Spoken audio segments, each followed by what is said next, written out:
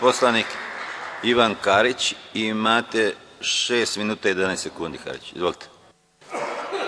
Zahvaljujem se, poštovani predsedavajući, uvažena guvernerko, uvaženi ministre, poštovane koleginice i kolege. Ja ću govoriti o jednom malo drugačijem aspektu, nažalost, u Srbiji se o njemu ne govori mnogo. Govorit ću o javnim nabavkama kroz održivi razvoj i kroz zelene i ekološke javne nabavke. Neću ulaziti, da kažem, u polemike koje su bile u toku današnjeg dana.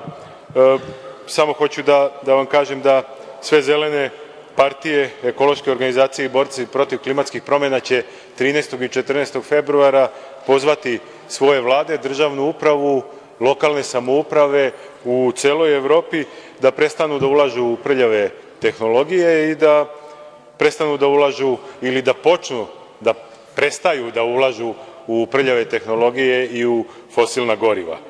Zelene stranke širom Evrope pozvaće pre svega svoje vlade da donesu zakone o javnim nabavkama koje ne favorizuju prljave tehnologije, nego upravo koje stvaraju ambijent i uslove za zelene javne nabavke, koje bi mogle da podrže zelenu ekonomiju, koje bi mogle da podrže cirkularnu ekonomiju o kojoj se u Srbiji vrlo malo govori i naravno javne nabavke koje bi mogle da podrže otvaranje novih zelenih radnih mesta.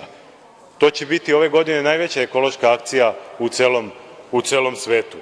Zbog toga ja kao predstavnik Zelenih Srbije koristim skupštinsku govornicu da uputim i na vas, pre svega gospodine ministre, ovaj apel da pokušamo da makar malo ekonomiju Srbije ozelenimo i makar malo da joj damo održivosti u narednom periodu. Država Srbija s razlogom razmišlja o uštedi u javnim nabavkama i kroz javne nabavke i naravno s razlogom razmišljamo o zaustavljanju korupcije u ovoj oblasti koja je veoma podložna, nažalost, korupciji. Nemojte da imate, da kažem, razmišljanje, Zeleni Srbije vas u tom naporu podržavaju. Međutim, sa druge strane, ni parlament kao zgrada, ni parlament kao institucija, ni naša vlada još uvek, nažalost, ne razmišljaju o održivosti i održivom razvoju. Ja moram da kažem da vrlo često u vladi i oko vlade, i to se ne odnosi samo na ovu vladu, nego na većinu prethodnih vlada, sede zastareli neoliberalni ekonomisti, a mi u 21. veku zaključujemo na osnovu dešavanja pre svega u Americi da je neoliberalni kapitalizam gotovo mrtav. Nažalost, ti neoliberalni ekonomisti, kojih još uvek ima u Srbiji, ne shvataju da sve investicije i nabavke imaju zaboravljene troškove, ako tako smem da kažem, po znacima navoda zaboravljene troškove, koji se ogledaju u zagađenju životne sredine, prekomernim emisijama štetnih gasova u atmosferu, gubitaka u poljoprivredi, sve većih zdravstvenih troškova koji ne ulaze u račun ni jednog proizvoda u Srbiji, pa ni električne energije. Iako se koristim logikom uvažene guvernerke, čiju logiku vrlo podržavam, nemojte da ostali građani Srbije ne plaćaju to što se deca u Obrenovcu razboljevaju zbog toga što struja nema stvarnu cenu i zbog toga što elektroprivreda ne misli o zaštiti životne sredine i o deci u Obrenovcu koja imaju astmu, bronhitis, imaju alergijska oboljenja. Ti gubitaka naravno imaju u poljoprivredi i u pojavi, sada već možemo da kažemo, epidemija teških oboljenja. Evo, ja ću kao predstavnik Zelenih da vam dam nekoliko primera. Nažalost, složit ćemo se verovatno u tome, naše škole koriste peći na mazut, naši vrtići koriste peći na mazut, naša deca se hrane brzom hranom, punom aditiva, šećera, hrane se hranom sa puno štetnih i trans masti i vrlo često sa sadržajima pesticida. To utiče na njihovo zdravlje i ma koliko jedna nabavka brze hrane bila jeftinija, nema opravdanja da podržimo tu javnu nabavku.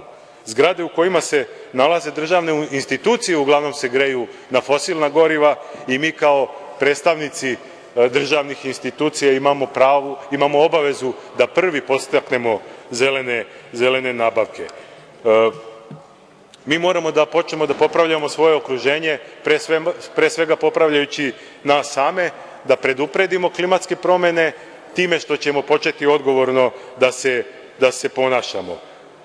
Hajde da pokušamo da damo prioritet obnovljivim izvorima energije, da damo umesto peći na mazut, hajde da damo i da izaberemo peći na pelet, na biomasu, sa toplotnim pumpama, pa bar su danas toplotne pumpe, tako reći, beskonačna i beskonačno jeftina energija, mogu da se koriste i zimi i leti.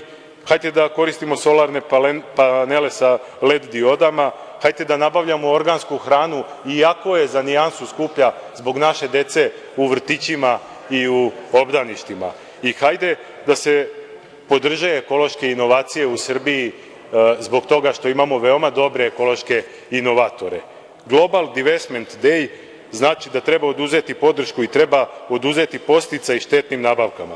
Zeleni Srbije će vas podsetiti 13. i 14. februara, uvaženi ministre, na to i mislimo da je došlo vreme da podržimo zelenu ekonomiju, zelena radna mesta i cirkularnu ekonomiju, pre svega menjajući Zakon o javnim nabavkama. Zahvaljujem se. Hvala. Reč ima narodni poslanik Neđo Jovanović.